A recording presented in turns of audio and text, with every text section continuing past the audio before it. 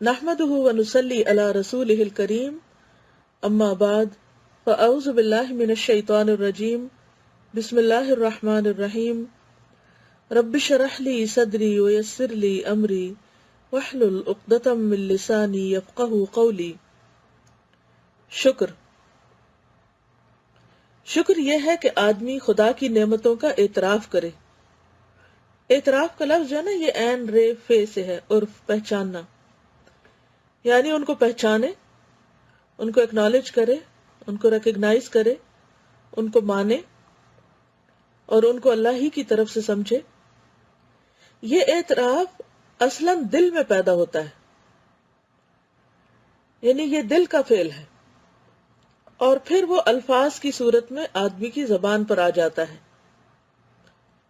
یعنی دل کے جو جذبات ہوتے ہیں، دل کی جو باتیں ہوتی ہیں، پھر وہ منہ پہ آتی۔ انسان کو خدا نے بہترین جسم اور دماغ کے ساتھ پیدا کیا ہے، اور یہ ہم سب جانتے ہیں کہ جتنی بھی مخلوق ہے، جتنی بھی اللہ کی کریشن ہے، ان میں سب سے زیادہ بہترین مخلوق جو ہے وہ انسان ہی ہے۔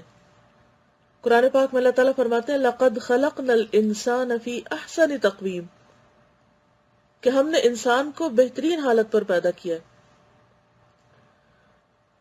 اور ایک اور جگہ پر اللہ تعالیٰ فرماتے ہیں وَلَقَدْ كَرَّمْنَا بَنِي آدم، ہم نے بنی آدم کو عزت بخشی، یعنی باقی مخلوق کے مقابلے میں۔ تو جتنی بھی نون مخلوقات ہیں جو ہمیں نظر آتی ہیں، بظاہر دیکھنے میں کچھ پرندے ایسے ہو سکتے ہیں کہ جن کے پر ہمیں بہت خوبصورت لگیں، کچھ جانور کی آنکھیں بڑی خوبصورت ہوں، کسی کی چونچ اچھی ہوگی، کسی کے پاؤں بڑے خوبصورت ہوں گے، اور کسی کا سائز ہم سے زیادہ ہوگا، کسی کے اندر کوئی اور خوبی ہوگی، لیکن اگر اوور آل دیکھا جائے تو سب سے زیادہ جو بہترین حالت ہے وہ انسان کی ہے۔ باقی جانور آپ دیکھیں کہ کس طرح خود بخود ہی جھکے ہوئے ہیں، لیکن ہمیں جھکنے کے لیے کہا گیا ہے۔ جب گائے، بکری، بھیڑ، ہاتھی وغیرہ آپ دیکھیں، پرندے دیکھیں، سانپ، زمین پر رینگنے والے دیکھیں، اڑنے والے دیکھیں، سارے جھکے ہوئی پوزیشن میں ہیں۔ ایک جس کی پوزیشن سیدھی ہے تقویم، وہ انسان ہے، اور اسے یہ چوائس دی گئی ہے کہ چاہے تو جھکے تو چاہے نہ جھکے۔ لیکن اللہ تعالیٰ نے انسان کو ہر لحاظ سے دوسری مخلوق پر فوقیت بخشی، بولنے کی قوت دی، دیکھنے کی دی، پھر اس کی سکن ایسی دی کہ جو یعنی بہترین ہے، خوبصورت ہے، پھر کام کرنے کی صلاحیت، پھر عقل، دماغ، دل، یعنی اتنی نعمتیں ہیں ہمارے پاس کہ ہم سوچ ہی نہیں سکتے۔ تو یہ کہتے ہیں کہ انسان کو اللہ نے بہترین جسم اور دماغ کے ساتھ پیدا کیا، اس کی ضرورت کی تمام چیزیں افراد کے ساتھ مہیا کی۔ افراد کہتے ہیں کثرت کو، یعنی جو کچھ ہمیں چاہیے تھا وہ ایک مسلسل ہمیں اس کی فراہمی ہو رہی۔ مثلا آپ دیکھیں کہ ہمارا دماغ جو کام کرتا ہے، اس کو کام کرنے کے لیے ایک انرجی چاہیے۔ اس انرجی کا بندوبست ہم نہیں کرتے کہ باہر سے کسی بجلی کے وائر کے ساتھ اپنے دماغ کو کنیکٹ کریں تو پھر اس کو الیکٹریسٹی ملے اور پھر وہ کام کرے۔ وہ اللہ نے اندر ہی اس کا انتظام کر دیا۔ ہمارے ہارٹ کو پمپ کرنے کے لیے کتنے پریشر اور کتنے طاقت اور زور کی ضرورت ہوتی ہے، اور وہ پورے جسم کے اندر وہ جو بلڈ ہے اس کو پمپ کر رہا ہوتا ہے، بھیج رہا ہوتا ہے، اور پھر اس کو صاف کر رہا ہوتا ہے۔ تو اس کی طاقت کا انتظام کس نے کیا؟ اللہ نے کیا ہے۔ وہ ہمیں باہر سے نہیں سپلائی کرنی پڑتی، اور ساری طاقت جو ہے وہ ہمارے جسم کے اندر سے آتی ہے، اور جسم کو طاقت دینے کے لیے ہم کھانا کھاتے ہیں۔ ان کھانوں میں اللہ نے کیسی لذتیں رکھ دی ہیں، کیسا ٹیسٹ اور مزہ رکھ دیا ہے۔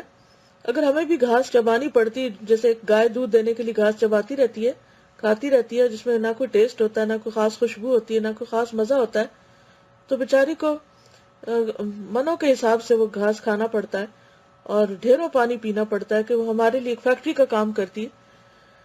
لیکن اس کی اپنی زندگی میں کوئی مزہ نہیں ہے، نہ اس کے پاس عقل ہے، نہ جذبات ہیں، اگر ہے بھی تو محدود سے بس مخصوص چیزوں کی حد تک، اور اس کے کھانے میں ورائٹی بھی کوئی نہیں، اور بھی کچھ نہیں، اس کی کوئی چوائس بھی نہیں ہے۔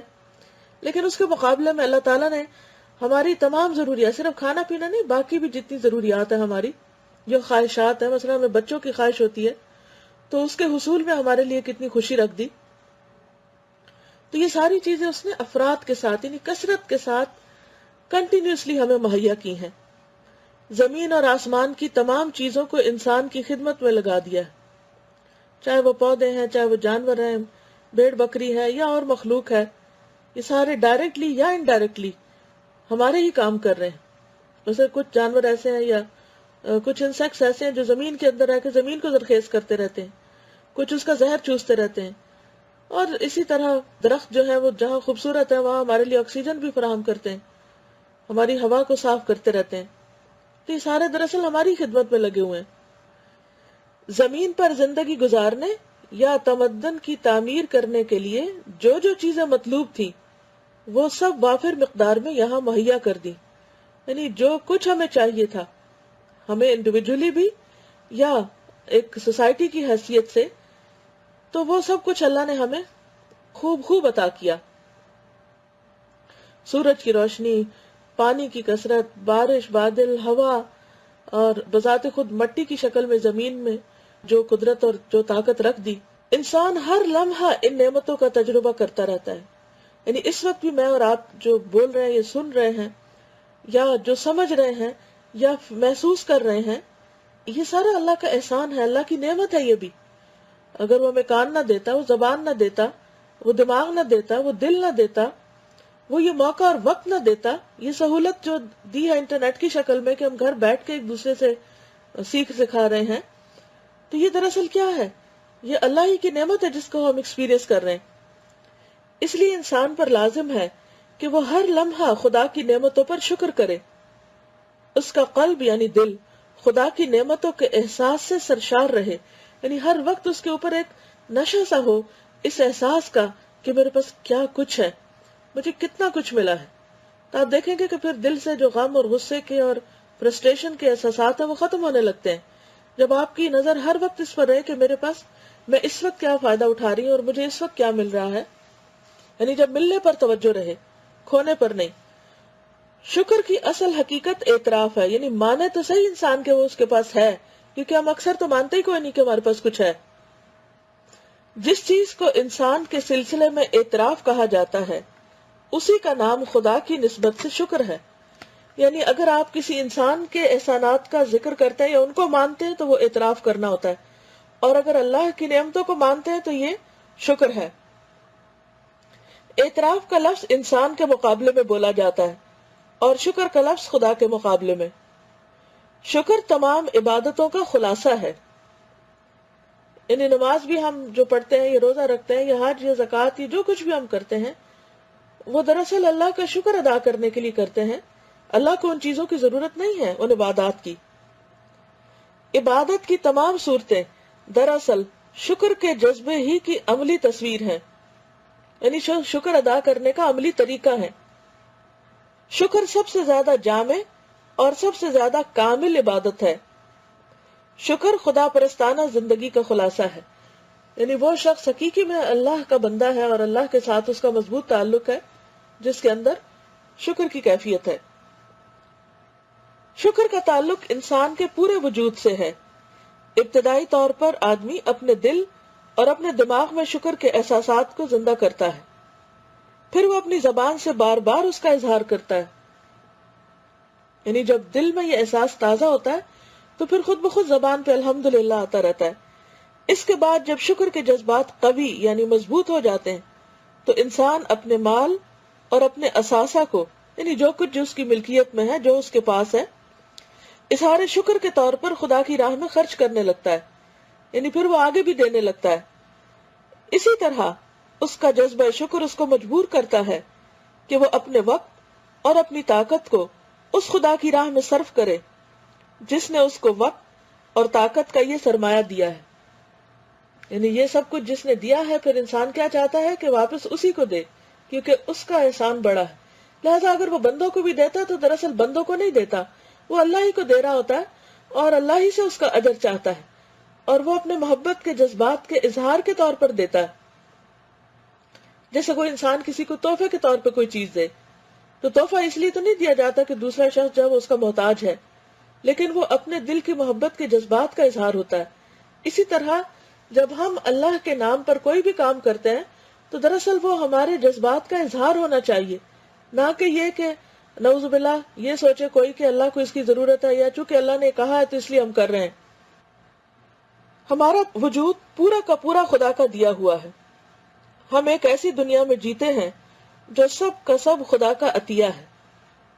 یعنی جو کچھ بھی ہمارے پاس ہے، دائیں بائیں، خود ہمارا اپنا وجود، سب خدا کی دین ہے.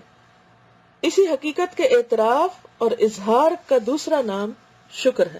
یعنی ایک طرف انسان مانتا ہے کہ یہ اسی کی طرف سے ہے، اور دوسری طرف انسان اس کا اظہار کرتا ہے. تو گویا انسان کی زندگی انہی کیفیات کے درمیان میں ہے. اگر انسان اللہ سے یہ سب کچھ منسوب کرتا ہے کہ اسی نے کیا ہے سب، تو یہی دراصل توحید ہے. اللہ کے علاوہ دوسروں کی طرف ان چیزوں کو منسوب کر دینے کا نام شرک ہے. تو اللہ تعالیٰ سے دعا ہے کہ وہ ہمیں عمل کی توفیق دے.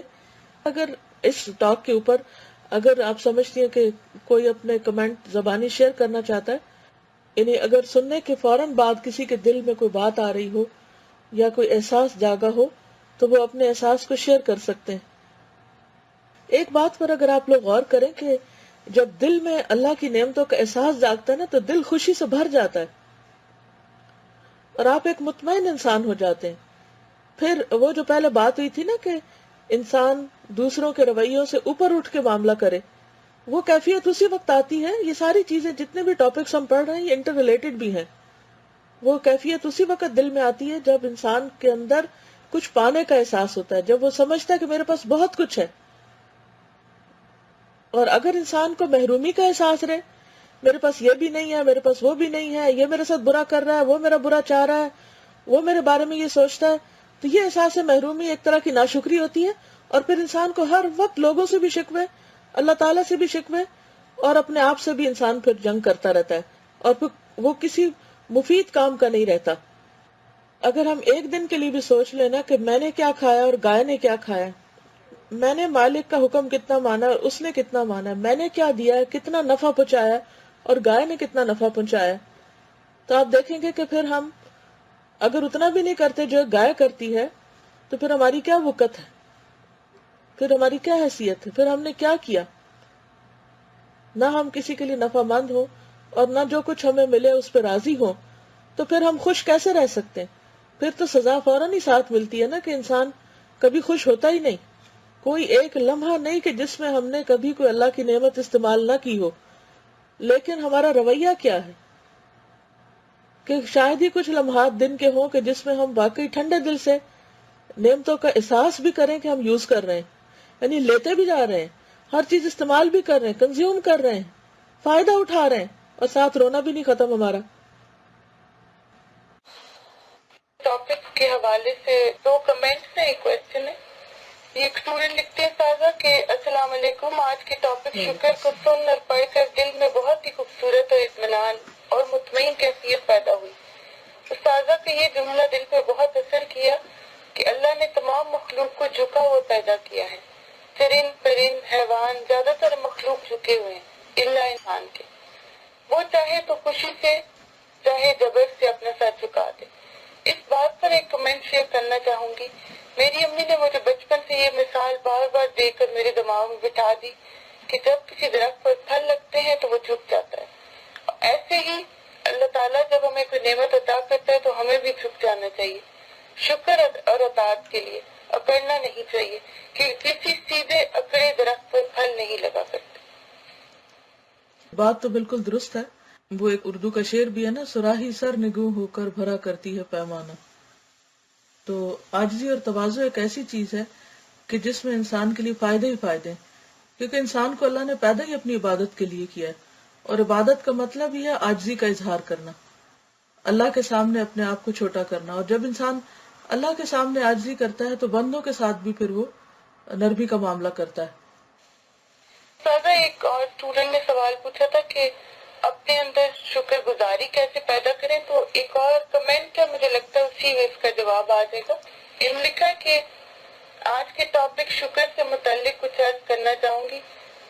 آپ ہی کی بات کرنا چاہتی ہوں جس سے میرے رویے میں زبردست تبدیلی رونما کی. الحمدللہ آپ کے ایک لیکچر والدین ہماری جنت میں، جس میں آپ نے عرض کیا کہ اگر ہم اپنی زندگی سے شکوہ شکایت نکال دیں تو ہمارے لیے شکر گزاری کرنا آسان ہو جائے. یعنی شکوہ اور شکایت جو شکر گزاری کا اپوزٹ ہے وہ کرنا بند کر دیں. خود بخود شکر گزار ہو جاتا ہے، اور یہ معاملہ اللہ تعالیٰ اور اس کے بندوں دونوں سے ہو سکتا ہے۔ آپ کی اس بات کو میں نے اپنے کرنے والے کاموں والی ڈائری میں لکھ لیا، جو کہ قلیل ما تشکرون کی کیٹیگری میں اپنے آپ کو شمار کرتی تھی۔ اس بات سے سنبھل گئی اور اپنے رویے کو بدلنے کی کوشش کرتی رہی۔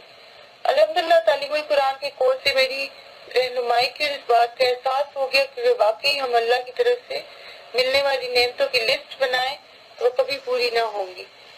اس سے نہ صرف ہماری خود کی زندگی مزبل ہوتی ہے بلکہ ہم ناشکری کر کے ملنے والی نعمتوں کو محفوظ نہیں کر پاتے، نتیجتاً اللہ کی ناراضگی مول لیتے ہیں اور اس کی رضا حاصل نہیں ہوتی، جو کہ بے سکونی کا باعث ہوتی۔ چلیے ٹھیک ہے، آج کے لیے پھر اتنا ہی کافی ہے۔ جزاکم اللہ خیرن۔ اگر کوئی اور بات آپ کے ذہن میں آئے تو ہوم ورک یہی ہے کہ جو کچھ آپ نے پڑھا اسے شیئر کریں، اور آج کے سارے دن میں خاص طور پر غور کرتے رہیں کہ کیا کچھ ہے آپ کے پاس، اور اپنے ان گفتگو اور جملوں اور خیالات پر بھی ذرا چیک رکھیں کہ جو آپ ناشکری کے ادا کرتے رہتے ہیں اور ہر وقت آپ ایک نیگیٹو تھنکنگ کے ساتھ چل رہے ہوتے ہیں اور خود کو سزا دے رہے ہوتے ہیں خود ہی۔ اوکے، میں اجازت چاہتی ہوں۔ السلام علیکم ورحمۃ اللہ وبرکاتہ۔ سبحانک اللہم وبحمدک، نشہد ان لا الہ الا انت، نستغفرک ونتوب الیک۔